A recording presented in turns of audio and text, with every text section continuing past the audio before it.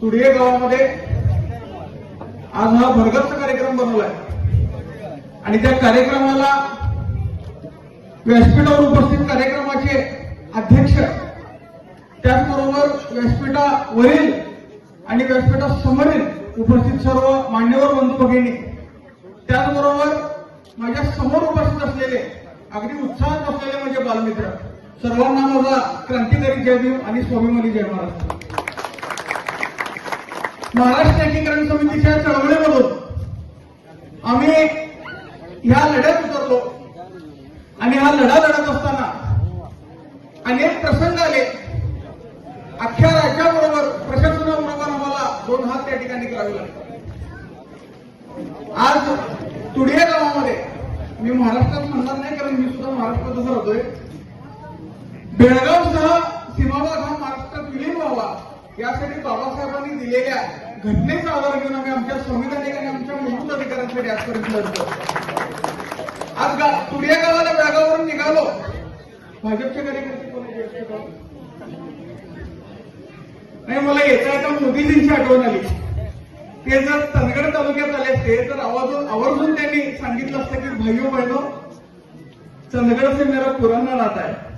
पण मी खरंच सांगतोय, चंदगड सोबत बेळगावचं जुनं नातं आहे, कारण चंदगड तालुका हा बेळगाव जिल्ह्याचा भाग होता. आणि चंदगड भागामध्ये जी बोली भाषा बोलली जाते ती आमच्या बेळगावच्या ग्रामीण भागात आजही तितक्याच मधुर पद्धतीनं बोलली जाते आणि त्याचा खऱ्या अर्थानं आम्हाला सार्थ अभिमान आहे. महाराष्ट्र एकीकरण समितीच्या चळवळीमध्ये काम करत असताना छत्रपती शिवाजी महाराजांनी ज्या स्वराज्याची स्थापना केली, मंडळाचं नाव पण काय केलं बघा, स्वराज्य. स्वराज्य म्हणजे स्वतःचं राज्य. ज्या स्वराज्यात जाण्यासाठी आजही बेळगावच्या सीमाभागातले 25 लाख मराठी भाषिक आज संघर्ष करत आहेत. आणि तो संघर्ष जर कशाच्या जीवावर चालू असेल तर ते बाबासाहेबांनी दिलेल्या संविधानाच्या जीवावर चालू आहे. हे खऱ्या अर्थानं आज इथं अधोरेखित करायचं वाटतं. छत्रपती शिवाजी महाराजांनी ज्या वेळेला हिंदवी स्वराज्याची स्थापना केली, 18 पगड जाती 12 वंशीदारांना सोबत घेऊन, मुठभर लोकांना घेऊन त्यांनी पूर्ण या देशात आलेल्या घुसखोरांना पलटवून लावलं आणि स्वराज्याची स्थापना केली. त्या स्वराज्यामध्ये न्याय होता, त्या स्वराज्यामध्ये समानता होती आणि ते स्वराज्य म्हणजे खऱ्या अर्थानं रामराज्य होतं. आणि त्या स्वराज्याला पुढे घेऊन जाण्याचं काम हे बाबासाहेबांनी आपल्या दिलेल्या संविधानामधून केलेलं आहे. प्रत्येक माणसाला माणूस म्हणून जगण्याचा ज्या अधिकार ज्या बाबासाहेबांनी दिला, त्या बाबासाहेबांच्या जयंतीला तुम्ही आम्हाला बोलवलं, माझ्यासारख्या चळवळीतल्या छोट्या कार्यकर्त्याला बोलून इथं जो सन्मान दिला त्याबद्दल खऱ्या अर्थाने मी माझ्या सहकाऱ्यांच्या वतीनं आणि महाराष्ट्र एकीकरण समितीच्या वतीनं तुमचे आभार व्यक्त करतो. मगाशी कार्यक्रम सुरू झाला तेव्हापासून मी गाणं ऐकत होतो, लाभले आम्हाचं भाग्य, बोलतो मराठी, झालो खरेच धन्य, ऐकतो मराठी. खरोखर या महाराष्ट्राच्या मातीत काय ताकद आहे माहित नाही, पण या महाराष्ट्राच्या मातीमध्ये अशी काही रत्न जन्माला आली. छत्रपती शिवाजी महाराजांपासून बाबासाहेब आंबेडकरांपर्यंत प्रत्येक माणूस हा या महाराष्ट्राच्या मराठी मातीत जन्माला, हे खऱ्या अर्थानं सांगताना माझ्या अंगावर शहारे आलेले. आणि खरोखर सांगतो तुम्हाला, या महाराष्ट्राच्या मातीची आणि या मातीत जन्मलेल्या रत्नांची तुलना करण्यासाठी शेजाऱ्यांचा पारडा हे कायमच रिकामे होणार आहे. कारण आजपर्यंत महाराष्ट्रानं जे या देशाला दिलंय, महाराष्ट्रानं दरवेळेला सह्याद्रीचा विचार केलाय, हिमालयाचा विचार केलाय, पण हिमालयानं मात्र सह्याद्रीला दरवेळेला दुर्लक्षित केलेला आहे.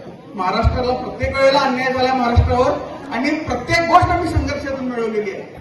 इंग्रजांनी या देशावर 150 वर्ष राज्य केलं. 150 वर्षानंतर आम्हाला स्वातंत्र्य मिळालं, पण आम्ही 25 लाख लोक मात्र कर्नाटकी परतंत्रात अडकलोय आणि केवळ बाबासाहेबांमुळे आम्ही हक्काने त्या ठिकाणी आज पण लढू शकतो. मित्रांनो, साधी महाराष्ट्र दिनाची शुभेच्छा दिल्यावर सुद्धा आमच्यावर गुन्हे दाखल होतात. आज माझ्यावर 21 गुन्हे दाखल झालेले आहेत आणि 3 वेळा मला तडीपारीची नोटीस आलेली आहे. 3 वेळा मी तुरुंगात गेलोय, फक्त आपल्या लोकांच्या मूलभूत अधिकारांसाठी लढल्यामुळे. आणि तरी सुद्धा आम्ही दुसऱ्या दिवशी उठतोय आणि बेळगाव, कारवार, निप्पाणी नगरपालिकेचा संयुक्त महाराष्ट्र झालाच पाहिजे म्हणून आमची भावना व्यक्त करतोय ते या संविधानाच्या जीवावर. कारण बाबासाहेबांनी आम्हाला अधिकार दिलाय, आम्हाला आमच्या भाषेत जगता आलं पाहिजे, आम्हाला माणूस म्हणून जगता आलं पाहिजे.